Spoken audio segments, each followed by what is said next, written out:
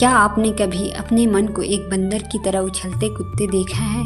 कभी अतीत की गलियों में भटकता है, कभी भविष्य के डर में डूबता है। लेकिन क्या आपने सोचा है इस चंचल मन को वश में करने की कोई विधि है? उत्तर है हाँ।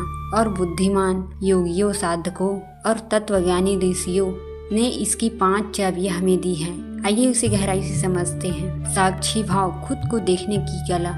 कहानी से समझे। एक बार बुद्ध से एक भिक्षु ने पूछा, भगवान मेरा मन बहुत भटकता है, मैं क्या करूं? बुद्ध मुस्कुराए बोले, तू अपने मन को देखने का अभ्यास कर, ना रोक ना खींच, बस देख। भिक्षु ने प्रश्नवाचक निगाहों से देखा। बुद्ध बोले, जैसे कोई नदी किनारे बैठा हुआ बहते पानी को देखता है, वैसे ही तू अपने विचारों को देख। जब आप अपने विचारों को पकड़ने की बजाय सिर्फ उन्हें देखना शुरू करते हैं, तब आप सोचने वाले से देखने वाले बन जाते हैं। यह सबसे पहली चाबी है। साक्षी बन जाना। इस भाव से विचार कमजोर होने लगते हैं और अंततः शांत। श्वास पर ध्यान, जीवन की डोर पकड़ना।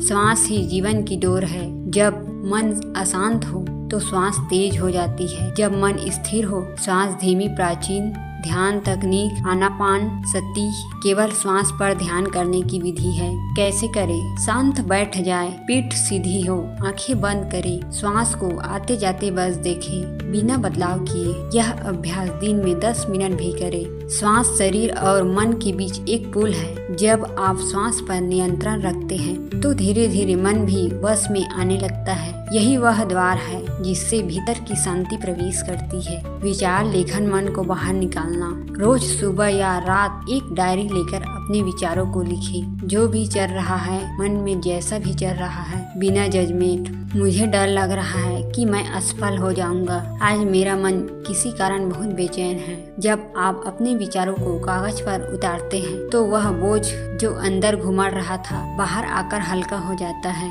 आप महसूस करेंगे जैसे किसी आपके मन की गहरी गांठें खोल दी है। यह प्रक्रिया मन को पारदर्शी बनाता है और जब चीजें स्पष्ट हो तो नियंत्रण अपने आप आ जाता है। भावना का रूपांतरण, नकारात्मक से सकारात्मक में बदलना। मान लीजिए कोई आपको अपमानित कर दिया, पहला मनोभाव क्या होगा? क्रोध, द्वेष बदला। लेकिन अगर आप रुक कर सोचे, यह व्यक्ति शायद अपने भीतर ही दुखी है, इसलिए दूसरों को चोट पहुंचाता है, तब क्या होगा? दया उत्पन्न होगी और क्रोध शांत। क्रोध, करुणा, डर, साहस, जलन, प्रेरणा।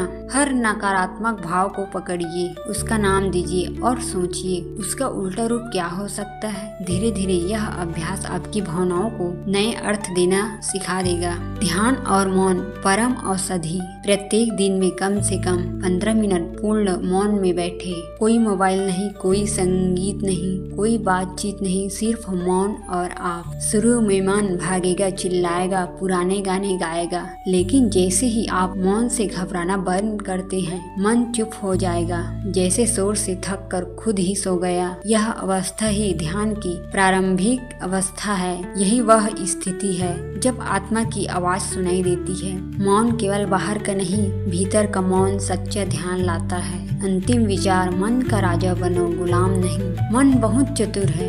यह बहाने बनाएगा, डर दिखाएगा, सुख की लालच देगा ताकि आप उसके पीछे भागते रहे। लेकिन जो व्यक्ति ऊपर दिए गए 5 उपायों को साथ ले, वह मन का स्वामी बन जाएगा। मन को वश में करने का अर्थ उसे मारना नहीं, बल्कि उसे समझाना और स्वीकार करना। जैसे एक बच्चे को गले लगाकर सुलाया जाता है। साक्षी बने, विचारों को देखे, उन पर प्रतिक्रिया न दे। श्वास पर ध्यान दे, जीवन की डोर को थामे। विचार लेखन अंदर के कोलाहल को बाहर करे। भावनात्मक का रूपांतरण, नकारात्मक से सकारात्मक की यात्रा। ध्यान और मौन, भीतर उतरने का राजमार्ग। इनमें से कोई एक विधि अपनाएं और अपने मन के साथ एक नई दोस्ती की शुरुआत करेंगे, और यही दोस्ती आपको शांत बुद्धि और आनंद की ओर ले जाएगी।